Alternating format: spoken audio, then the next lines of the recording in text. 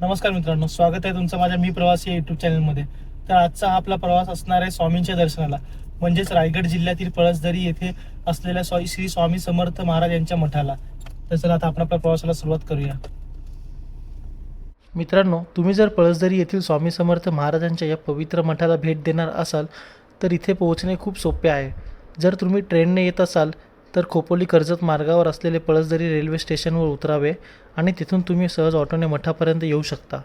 आणि जर तुमच्याकडे स्वतःची गाडी असेल तर पुण्यावरून येताना तुम्हाला खोपोली मार्गे पळसदरीला येता येते, तर मुंबईवरून येताना कर्जत मार्गे थेट पळसदरीपर्यंत पोहोचू शकता.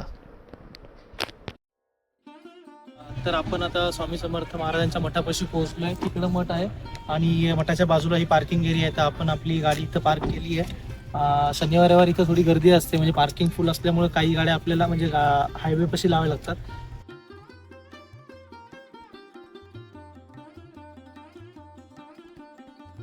त्यामध्ये एंट्री केल्यावरतीच डाव्या बाजूला चप्पल स्टँड आहे. तुम्ही तुमच्या चप्पल ठेवून इथं आतमध्ये मठामध्ये एंट्री करू शकता. मठामध्ये प्रवेश करताच समोरच आपल्याला काही पूजेच्या सामानाची दुकानं दिसतात. या दुकानांमध्ये देवघरात लागणाऱ्या आणि पूजेसाठी आवश्यक असलेल्या अनेक वस्तू सहज उपलब्ध आहेत. अगरबत्ती, फुले, नारळ, माळा सगळंच इथे मिळते. आणि विशेष म्हणजे इथे स्वामी समर्थांच्या अतिशय सुंदर आणि आकर्षक अशा मूर्ती देखील पाहायला मिळतात, ज्या पाहिल्यावर मन अगदी प्रसन्न होतं. मुख्य मठाच्या प्रवेशद्वारासमोरच आपल्याला दादा महाराज दरेकर यांची पवित्र समाधी पाहायला मिळते. समाधीच्या समोरच त्यांनी हा मठ कसा स्थापन केला याची सविस्तर माहिती देखील दिलेली आहे, जी वाचताना त्यांच्या कार्याची महानता आणि श्रद्धा आपल्याला जाणवते. आणि या समाधीच्या मागील बाजूस मठाच्या निर्मिती करताना आलेल्या विविध अनुभवांची सविस्तर माहिती दिलेली आहे.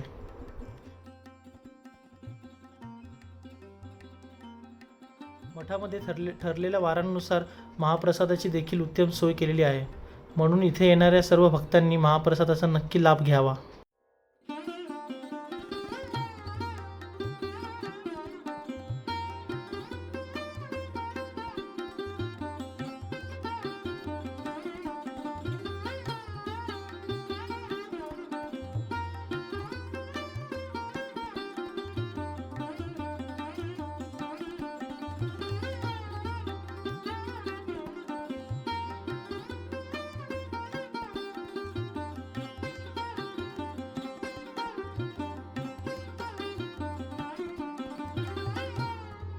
गुरुकक्षामधून बाहेर पडताच डाव्या बाजूला आपल्याला गणपती बाप्पांची सुंदर अशी मूर्ती पाहायला मिळते आणि अगदी त्याच्या शेजारी स्वामी समर्थांची मुख्य मूर्ती दर्शनासाठी विराजमान आहे.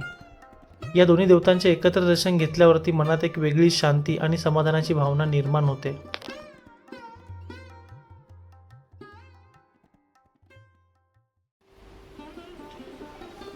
मंदिराच्या उजव्या बाजूला आपल्याला शेजघर पाहायला भेटतं आणि शेजघराच्या आतमध्ये आपण बघू शकता एक पलंग आहे. पलंगावरती स्वामी समर्थ महाराजांची मूर्ती आणि फोटो ठेवण्यात आला आहे आणि त्यांच्या पादुका सुद्धा.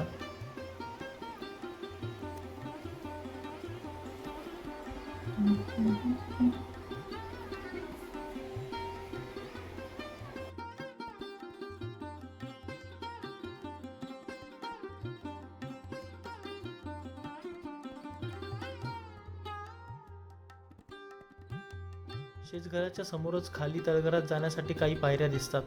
या पायऱ्यांमधून खाली उतरल्यावर एक शांत आणि किंचित अंधारलेली खोली आपल्या समोर येते. आत गेल्यावर समोरच स्वामी समर्थांची आणखी एक सुंदर मूर्ती दर्शनास येते. या तळघरात बसून तुम्ही अगदी शांततेत स्वामींचे नामस्मरण करू शकता.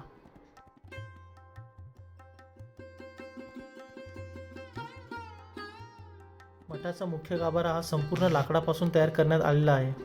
या गाभाऱ्यामध्ये अत्यंत सुंदर आणि आकर्षक असे नक्षीकाम पाहायला मिळते, जे पाहून आपण थक्क होऊन जातो. प्रत्येक कोरीव कामामध्ये एक वेगळीच कला आणि बारकाई दिसून येते आणि हे संपूर्ण वातावरण मठाच्या पवित्रतेला अजून उठाव देते.